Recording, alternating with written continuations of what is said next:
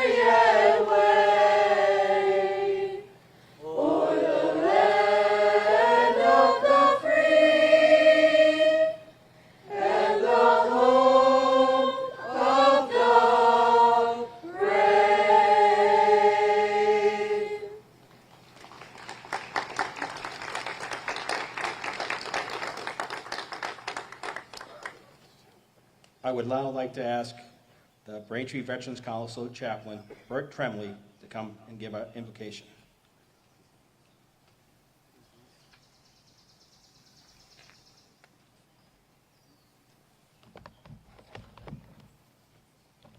Uncover.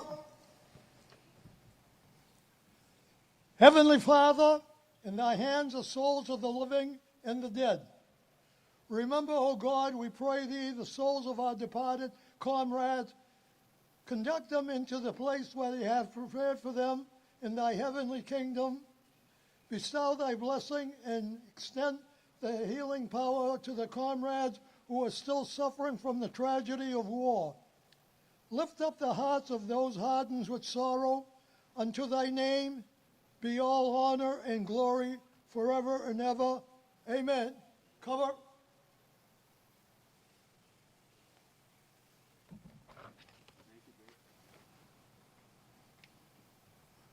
Please be seated.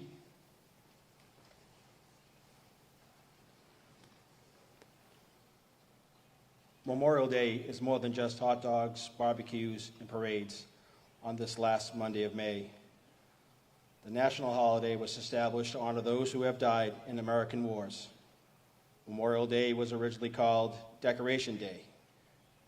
It originated during the American Civil War, when citizens would place flowers on graves of those who had been killed in battle.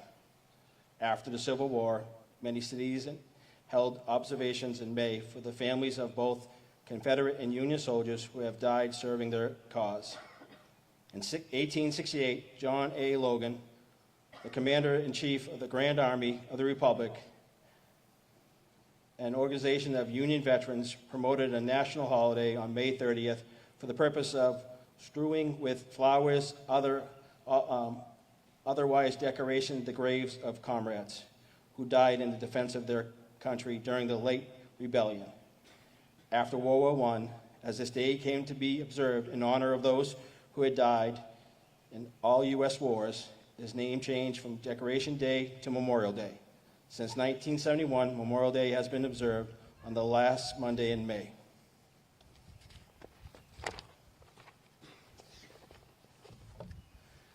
At this time, I would like to introduce the Mayor of Braintree, Mayor Erin Joyce.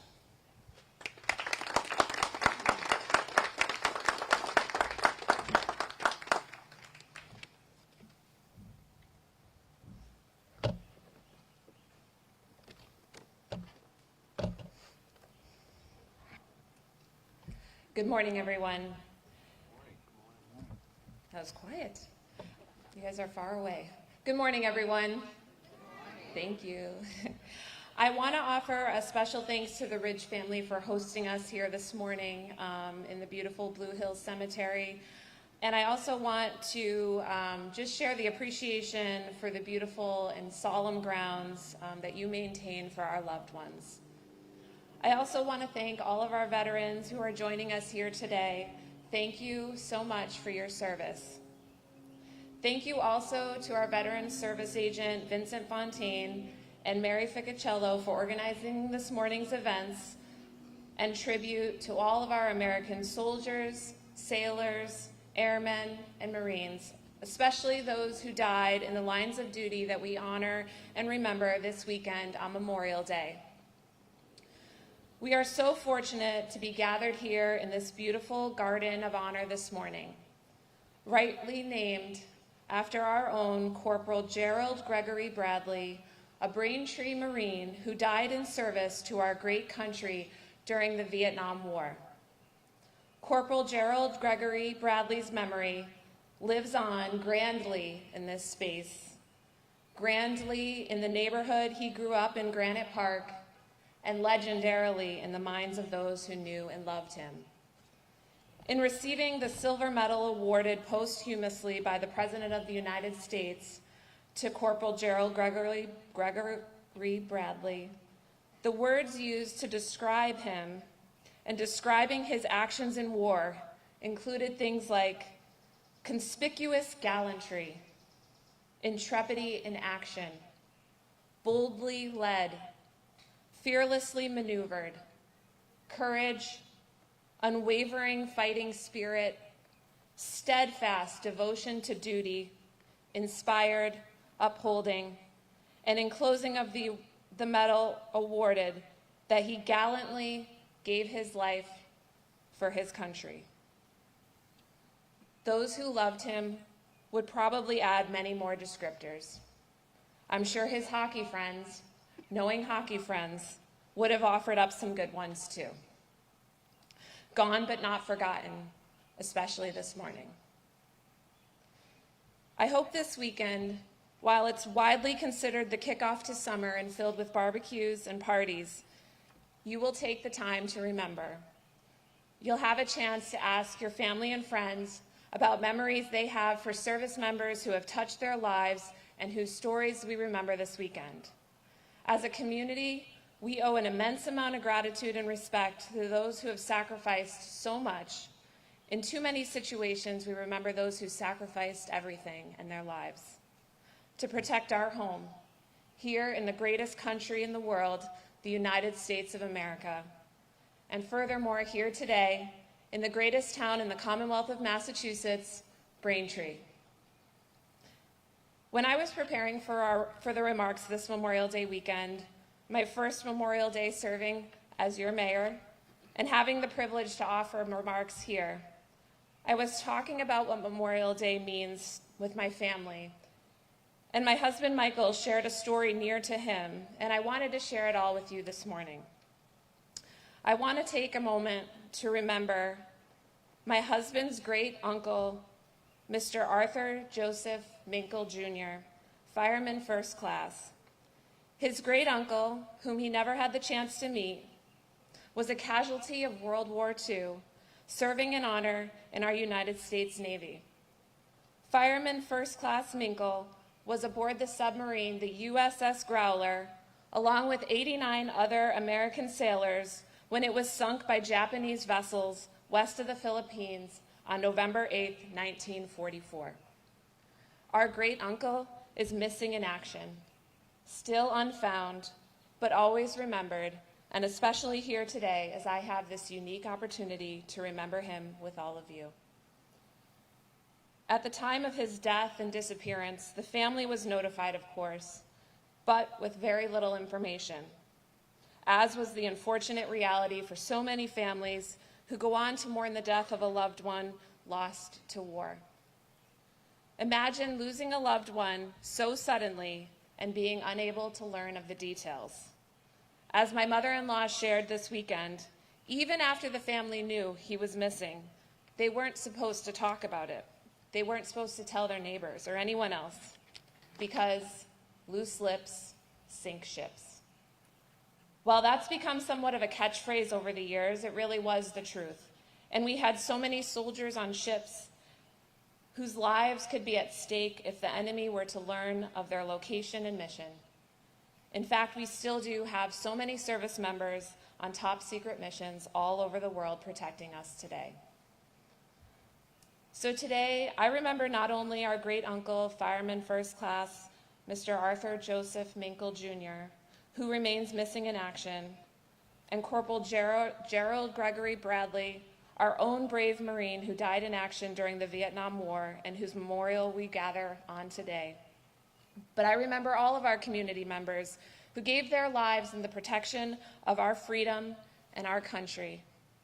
I offer a forever gratitude for our American soldiers, sailors, airmen, and Marines. Thank you for your sacrifice. Today, let us take a moment to speak aloud the memories of those we lost as they were bravely protecting our home and our freedom. As poet Thomas Campbell wrote in his poem, Hallowed Ground, "To live in hearts we leave behind is not to die." Thank you so much for attending here today. I hope you have a wonderful Memorial Day weekend.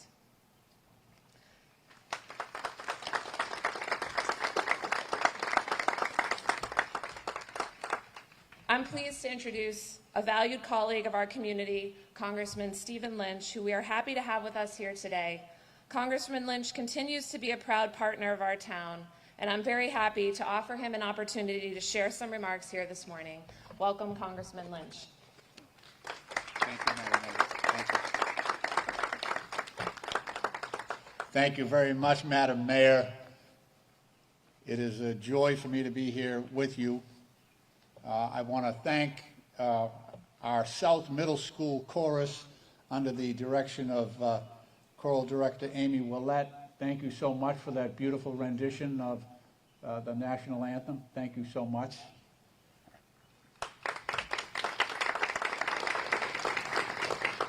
Reverend clergy, Bert Tremblay, thank you for your blessing, Mr. Chaplain.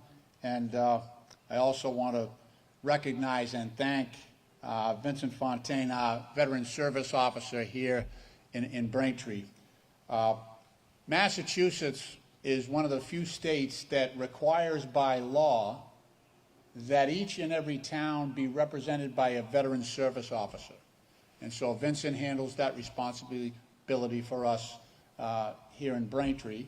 And it matters not whether that veteran is a World War II veteran that might be seeking the first assistance that they have in their life as a veteran, or whether it's a younger veteran returning from Iraq or Afghanistan.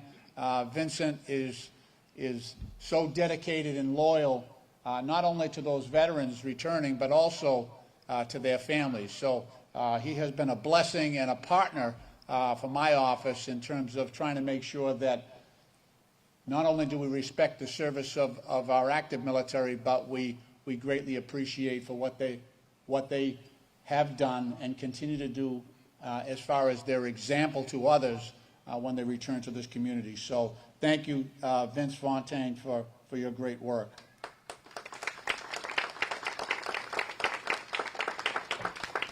And the reason that each and every town in Massachusetts has a veteran service officer is because of our state delegation. So I know that Senator Walter Timothy and Senator John Keenan are here today, and Mark Cusack as well. So I want to thank them for remembering to dedicate the resources of this Commonwealth to make sure that our veterans are taken care of as well. Thank you, Senators, and thank you, Representative, as well.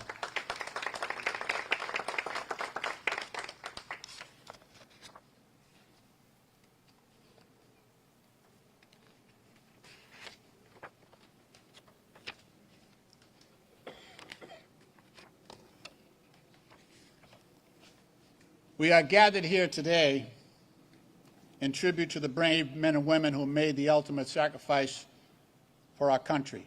And Memorial Day is a solemn observance of our nation's remembrance and our loyalty to those who have served in uniform. You know, I live in South Boston, and for the past 30 years, my mother-in-law lived downstairs. I should say I live with her, but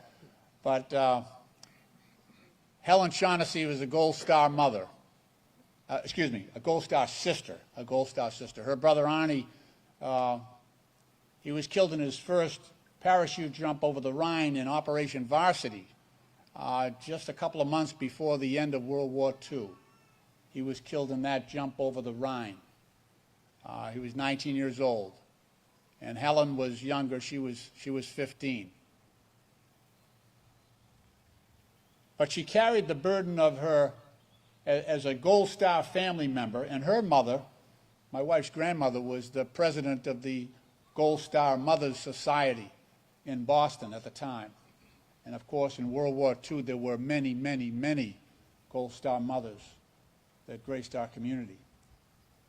But my mother-in-law always said that her two favorite holidays were Memorial Day and Veterans Day. And she said it was because while she carried that burden of a Gold Star family member 365 days a year and never forgot it, she said on Veterans Day and today, Memorial Day, she felt like her little neighborhood, her city, her state, and her country helped her carry that burden on that particular day. So that's why we are here today. We're here today because there are Gold Star families out there everywhere, in Braintree and across the state and across this country. And our presence here today is really to be uplifting for those who carry that burden every day of their lives. It's also to recognize the valor, the courage of their loved ones who rendered such sacrifice to us all so that we might enjoy the freedoms that we do every single day. We take time over Memorial Day weekend to honor and remember the patriotism as well as that unspeakable sacrifice rendered by the courageous Americans who served our nation's military and gave their lives for our freedom. So your presence here today is important. It's really, really important that you are here today to carry on that obligation that we have not only to past veterans, but to today's veterans as well. Several weeks ago, I had a chance to travel to Ukraine. Democracy is under attack in Ukraine. There's a land war in Europe. And it's important to understand that while we are not at war, a declared war, we have sons and daughters in uniform on the ground. Actually, I was taken into Ukraine by the United States Army 10th Mountain Division. Took me in a train that took about eight hours to go from Przemysl in Poland to Ukraine so that I could meet with President Zelensky. We have men and women in uniform in Iraq today, in Afghanistan today, in Syria today, in Somalia today, in Benin, in North Africa today, all around the world. And the more I talk to them, I asked on the train, an 8-hour ride, we had plenty of time to chat. I asked the young men and women from the 10th Mountain Division, why are you here? What caused you to serve? What inspired you to put on that uniform? And every single one of them said, well, you know, my dad served. Or I have a brother who served in the first Gulf War. Or my dad served in Vietnam. Or I had a grandfather or a grandmother who served during World War II. So I want to thank today's veterans not only for their own service and sacrifice, I want to thank them for their example, because so many of our active military today are serving this country for the very same reasons, because of the inspiration that they receive from their parents and grandparents and brothers and sisters in their own family's history. Today signifies our appreciation for those who gave their lives while serving in the United States Armed Services. It is great for me to be here in Braintree, and it was wonderful to get out of Washington, I might add. You know, the one thing that troubles me, though, is that amidst all the craziness and stuff that you see on TV, it might be the case that people don't understand the good things that are going on in Washington. And I just want to talk about two of them. I want to talk about two of them. And before I forget, I just want to make sure I acknowledge my friend Dan Cliffords, who's here, a town councilor from Braintree who's done wonderful service and is struggling a little bit. But we love him and we appreciate his service to Braintree.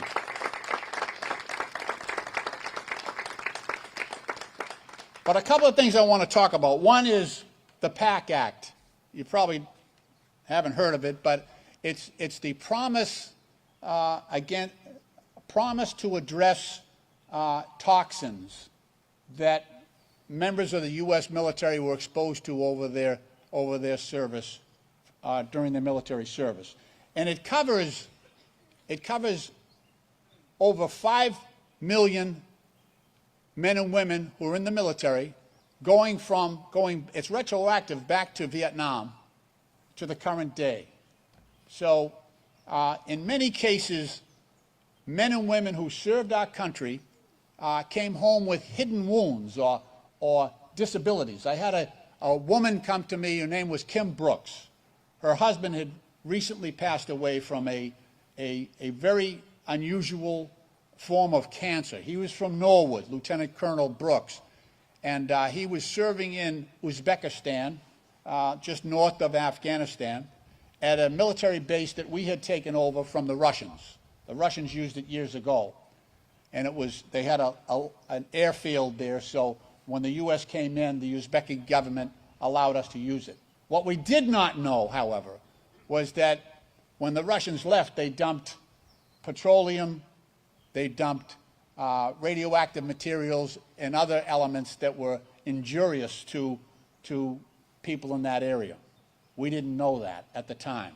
So we had thousands and thousands of U.S. soldiers who served at K2. It's called Kashni Karabakh. It's in Uzbekistan. And slowly, as was the case with Mrs. Brooks, I started getting calls that their loved ones had also succumbed to these very rare forms of liver cancer, brain cancer, young men and women.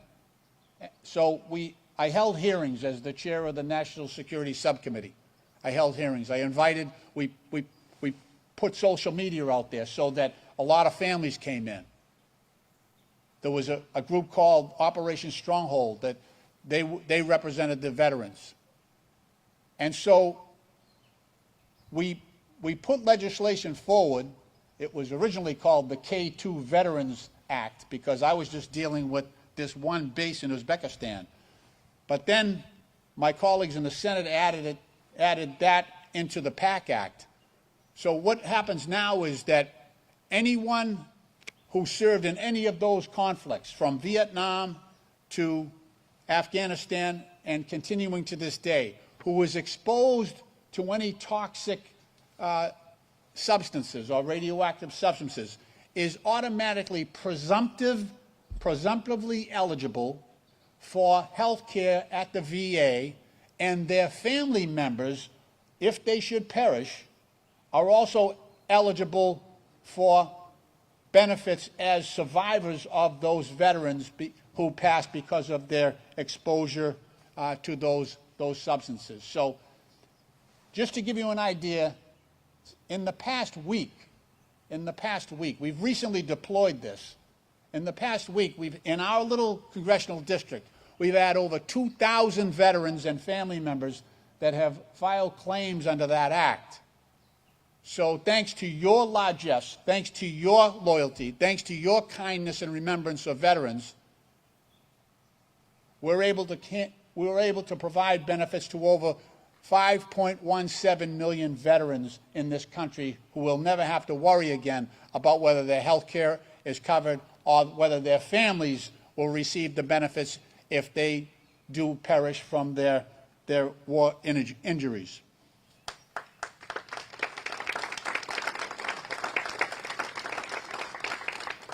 The second piece of legislation was simply funding that we we're able to award to Operation Home Base. Operation Home Base is a joint operation between the Mass General Hospital and the Boston Red Sox. God bless them. And so what they do is they have a facility in Charlestown that I've been to many times, where they actually bring veterans in who are experiencing adverse conditions because of PTSD. They might be recent returnees from Iraq or Afghanistan, or they might be veterans who served in Vietnam and are still feeling the lingering psychological effects of the trauma that they received there. So General Jack Hammond runs that program, and not only is he able to take veterans in who have received injuries from past service, but he's also able to bring in active duty military, Department of Defense, active military, to bring them in if they're on the battlefield in Syria or elsewhere and need some psychological support or just some rehabilitation before they can be returned to the battlefield. So I want to thank Senator Markey and Senator Warren, who joined with me in making sure that the millions of dollars in federal funding went to Home Base to benefit all of our veterans.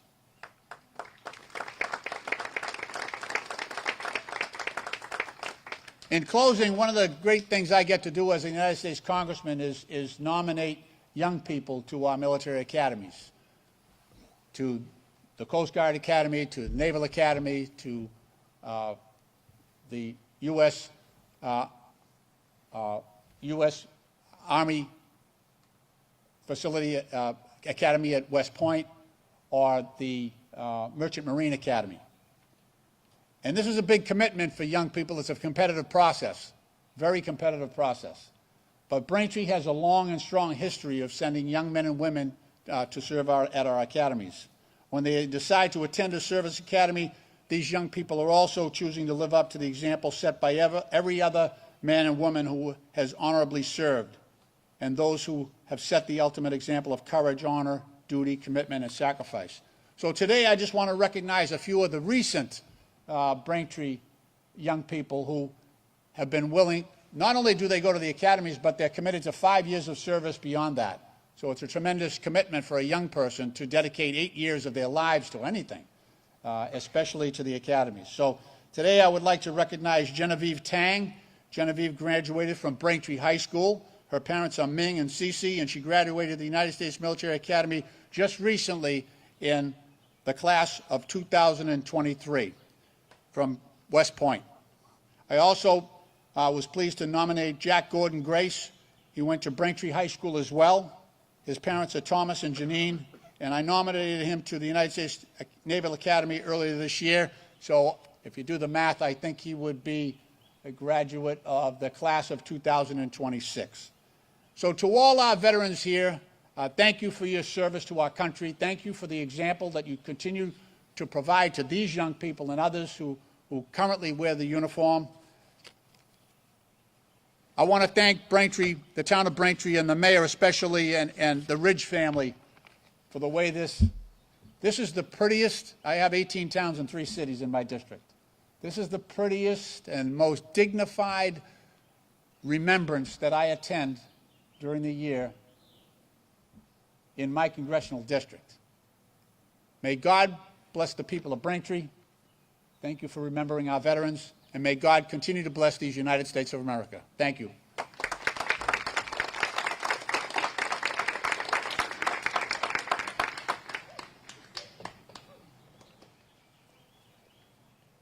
We will now have the reading of the proclamation from the Governor of our Commonwealth by East Middle School student, Project 351 Ambassador, Natalie Watson.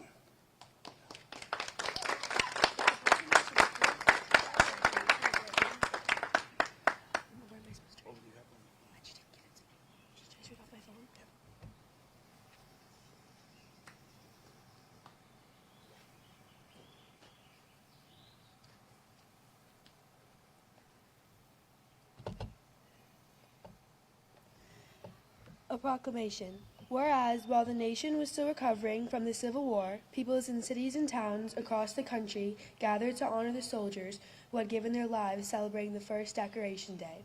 And whereas after World War I, the nation came together again to honor those who had fallen in the service of their country. Renamed Memorial Day, the last Monday in May, is when people remember and honor the memory of all men and women who fought and died in all American wars and conflicts.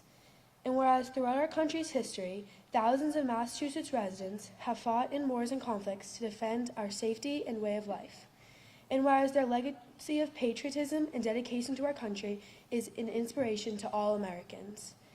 And whereas it is appropriate that all Massachusetts residents remember the bravery of those who have given their lives so that their sacrifice serve as a reminder of the cost of our freedom. Now, therefore, I, Maura T. Healey, Governor of the Commonwealth of Massachusetts, do hereby proclaim May 27, 2024 to be Memorial Day.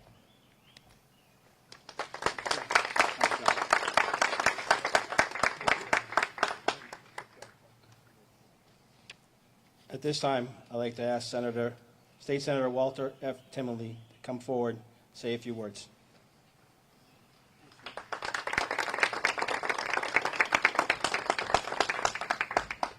Good morning, Vinny. Good morning. Good morning, Vinny. Thank you very much. A special thanks, and I offer these remarks on behalf of my friends and colleagues, Representative Cusack and Senator John Keenan. And right off the bat, I'd like to thank Chorus from the South Middle School. You're magnificent. Thank you.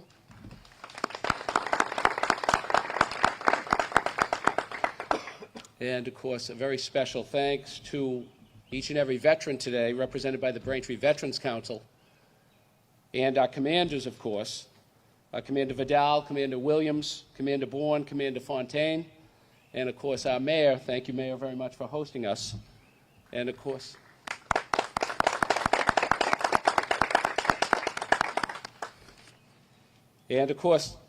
the Reading Project 351 ambassador. Thank you so much. You did a magnificent job. And it is an honor to follow our congressman as well on the speaking program. Congressman, thank you. You are a wonderful friend and partner to each and every resident of this town and each and every resident of your district. We thank you, and it is a privilege to work with you.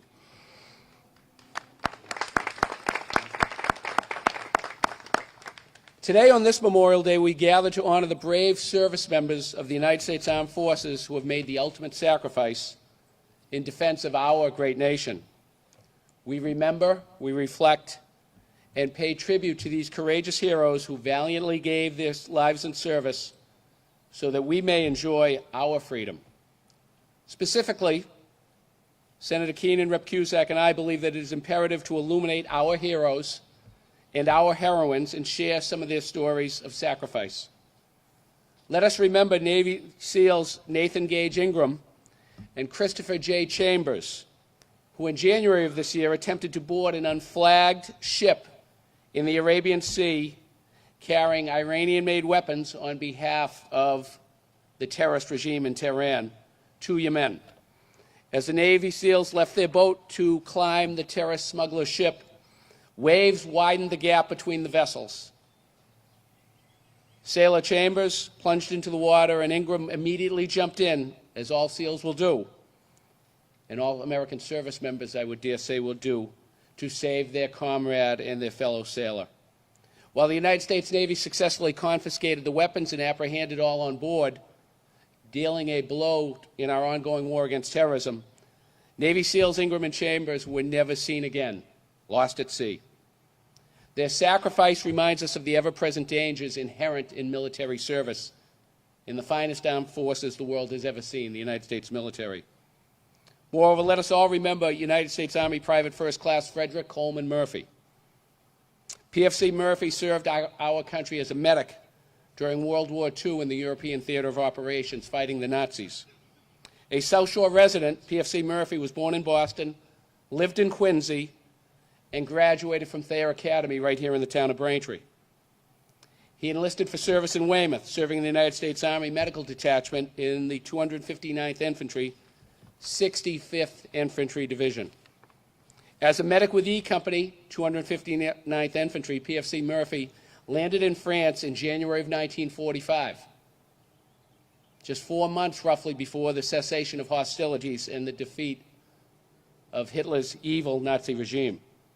2 months later, the 65th Infantry Division undertook its first major combat assignment to break through the reputedly invincible defenses of the Siegfried Line near Saarlauten, Germany, the last line of defenses that the Allies had to breach to enter the western parts of Germany. PFC Murphy was wounded in the right shoulder soon after his company had jumped off from the line of departure in an early dawn attack on March 18, 1945 at the Siegfried Line. However, he refused to withdraw in the spirit of the American fighting service member for treatment, and he continued forward, administering first aid to other wounded while under heavy machine gun, mortar, and artillery fire. When the company ran into a thickly sown anti-personnel minefield and began to sustain even more casualties, PFC Murphy continued on despite his serious wounds, disregarding his own wound, of course, and unhesitatingly braved the danger of exploding anti-personnel mines triggered by his comrades, his fellow soldiers, moving about through heavy fire, helping his fellow wounded until PFC Murphy himself stepped on an anti-personnel mine, which then severed one of his feet. But this grave injury did not stop PFC Murphy. In spite of his own grievous wounds, PFC Murphy struggled on with his work as a medic, tending to others, refusing medevac. PFC Murphy crawled from man to man, administering them while in great pain and bleeding profusely. Finally, tragically, PFC Murphy crawled over a second anti-personnel mine in an effort to reach another fallen soldier, killing him instantly. With this indomitable courage and unquenchable spirit of self-sacrifice and supreme devotion to duty, which made it possible for him to continue performing his tasks while barely able to move, the brave PFC Murphy saved many of his fellow soldiers at the cost of his own life. For his bravery in placing others' lives above his own, PFC Murphy had the Congressional Medal of Honor bestowed upon him posthumously by President Harry S. Truman.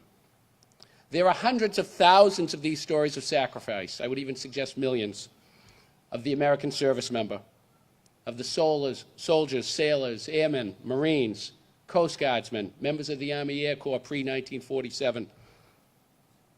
And each and every time I hear these stories, I am humbled. These stories are truly heart-wrenching and inspiring, detailing what our brave service members have endured throughout the wonderful and magnificent history of the United States military. As proud and thankful Americans, we must remember that our freedom is not free. Heroes from some of our very own families or neighborhoods here in the great town of Braintree and throughout the South Shore have paid the highest price. They have sacrificed their own lives for the safety of our nation, for the safety of each and every one of us. Today, let us honor our heroes and heroines by remembering their courage, their sacrifice, and their unwavering commitment to our nation, its freedoms, its liberties, and the liberties and freedoms that our American service members have preserved around the globe. May the legacy of our service members inspire us to cherish our freedom and protect it for generations to come. Thank you. God bless our veterans. God bless our honored dead who have made the ultimate sacrifice for us all. And God bless America. Thank you.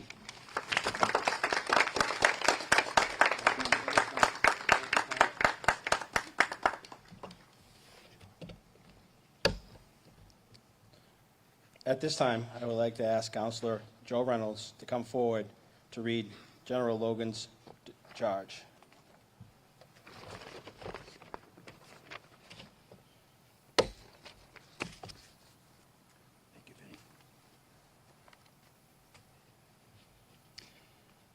Headquarters, Grand Army of the Republic, Washington, D.C., May 5th, 1868. General Orders Number 11. The 30th day of May, 1868, is designated for the purpose of strewing with flowers or otherwise decorating the graves of comrades who died in defense of their country during the late rebellion and whose bodies now lie in almost every city, village, and hamlet churchyard in the land. In this observance, no form or ceremony is prescribed, but posts and comrades will, in their own way, arrange such fitting services and testimonials of respect as circumstances may permit. We are organized, comrades, as our regulations tell us, for the purpose, among other things, of preserving and strengthening those kind and fraternal feelings which have bound together the soldiers, sailors, and Marines who united to suppress the late rebellion. What aid can more to assure this result than by our cherishing tenderly the memory of our heroic dead who made their breasts a barricade between our country and its foes. Their soldier lives where the reveal of freedom to a race in chains, and their deaths the tattoo of rebellious tyranny in arms. We should guard their graves with sacred vigilance. All that the consecrated wealth and taste of the nation can add to their adornment and security is but a fitting tribute to the memory of her slain defenders. Let no wanton foot tread rudely on such hallowed grounds. Let pleasant paths invite the coming and going of reverent visitors and fond mourners. Let no vandalism of avarice or neglect, no ravages of time, testify to the present or to the coming generations that we have forgotten, as a people, the cost of a free and undivided republic. If other eyes grow dull and other hands slack and other hearts cold in the solemn trust, ours shall keep it well as long as the light and warmth of life remains in us. Let us, then, at the time appointed, gather around their sacred remains and garland the passionless mounds above them. With choicest flowers of springtime, let us raise above them the dear old flag they saved from dishonor. Let us in this solemn presence renew our pledges to aid and assist those whom they have left among us as sacred charges upon the nation's gratitude, the soldiers and sailors, widow and orphan.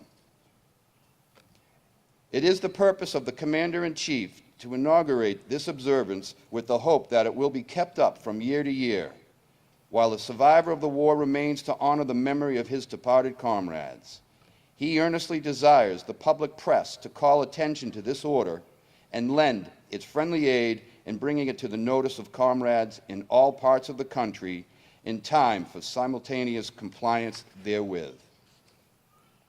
Department commanders will use every effort to make this order effective. By command of John A. Logan, Commander-in-Chief.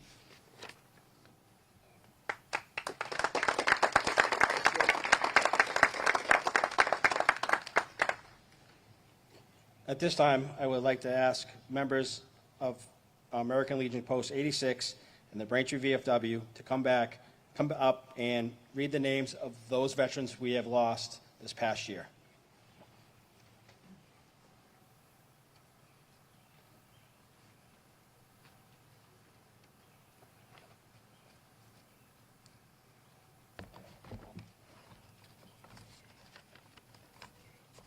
These are our fallen comrades of this year, of 223, 224.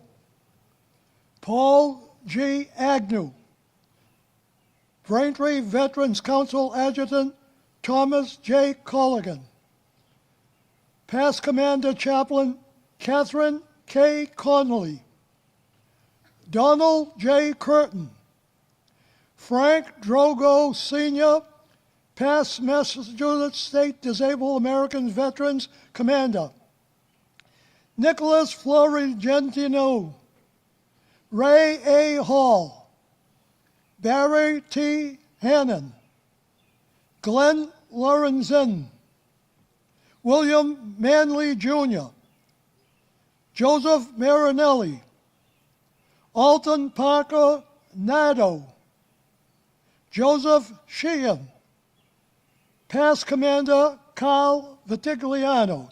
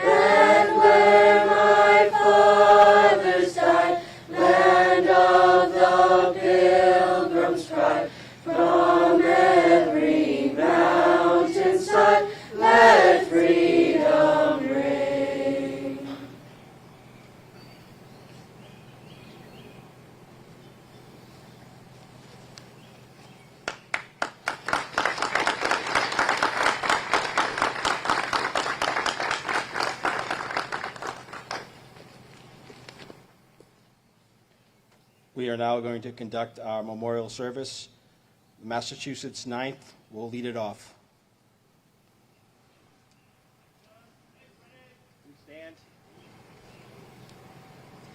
Please stand. Present arms.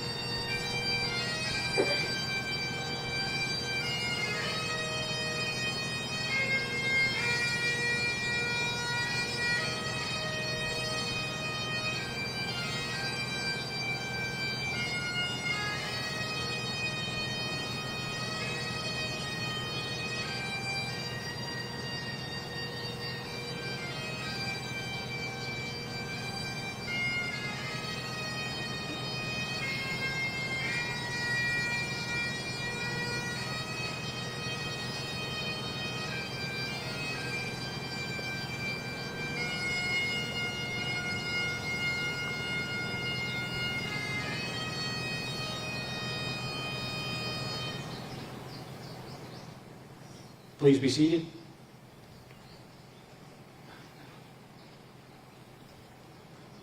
I would like to now introduce Angela Trulson, granddaughter of Frank Drogo Sr.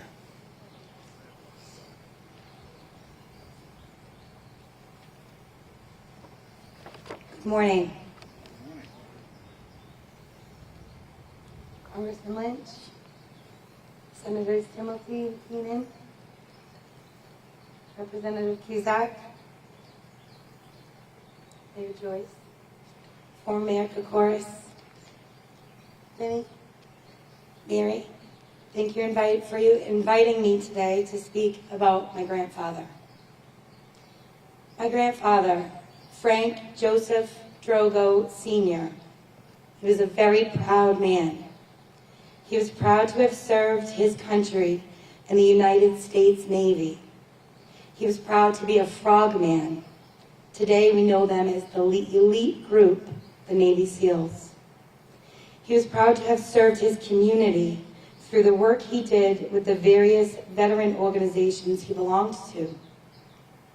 He was proud to raise his family in Braintree, a town strong in its support of our United States Armed Forces and strong in its advocacy for veterans.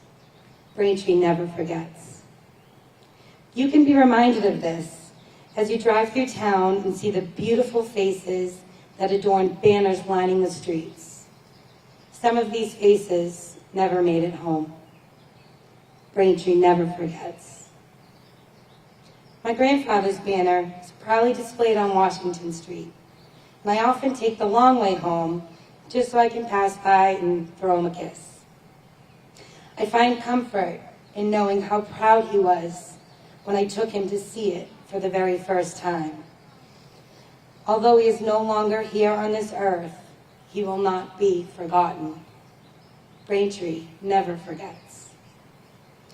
Because of my grandpa, I was raised to understand the true meaning of Memorial Day. I have many memories of him standing right here in this very spot, delivering the message that Memorial Day is a time to honor and a time to remember those that made the ultimate sacrifice. It is because he instilled these values in me that I can instill these very same values in my own children, which is one of the greatest gifts I have ever received. Braintree never forgets, and neither will I. Thank you.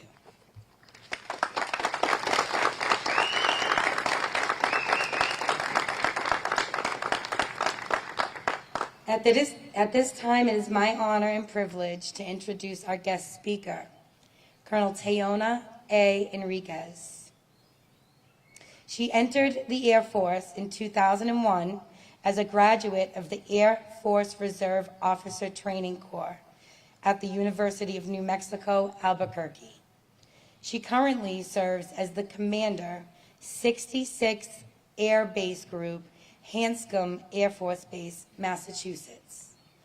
The group supports the Air Force acquisition mission, providing base, regional, and readiness support for the Air Force Life Cycle Management Center, 3 program executive offices, MIT Lincoln Laboratory, a variety of other tenant organizations in a joint service military housing community.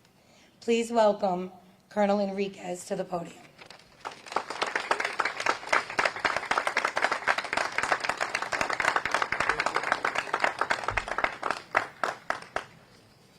Good morning. It's a privilege to be with you all here this morning. And really from this view and looking out, I'm going to start with some thank yous, but I draw some quick correlations. And so I want to say thank you for the invite and the opportunity to be here. Vincent Fontaine, Lieutenant Colonel Fred McGuire, for giving me this opportunity